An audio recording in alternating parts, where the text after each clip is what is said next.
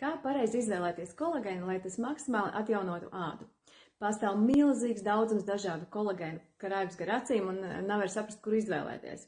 Pirmais, skaties, kas ir kolagēna avots. Varbūt cūkas, tas ir viszemākās kvalitātes. Labāks ir lielopa, bet vislabākais ir kolagēns no savvaļas zivju sugām. Vēl it kā ir augu kolagēns, bet tas ir fakes. Otrais, skaties formu. Tas var būt pulverveida vai šķidrā formā. Šķidrā veidā tas uzsūcas 10 reižu labāk nekā sausā. Trešais, attīrīšanas pakāpe. Ir koncentrāti un ir hidrolizāti. Tā ir maksimālā attīrītā forma. Ceturtais, koncentrācija. Labākā deva, lai tu maksimāli ātri sasniegtu labāko efektu, ir 10 000 vienības vienā porcijā. Un tam nav jābūt ne ar kādiem piemaisījumiem, kas var mazināt uzsūkšanās spēju, nekādām ne cietēm, ne mākslīgiem aromatizētājiem, ne krāsvielām.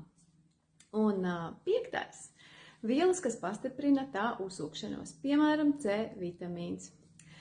Nu, lūk, lietojot šādu kolagēnu, jau pēc 10-15 dienām tu redzēsi pirmos rezultātus. Mitrinātāku sejas ādu, uzlabotāku sejas krāsu. Tā ka veiksmi izvēlēties vislabāko kolagēnu.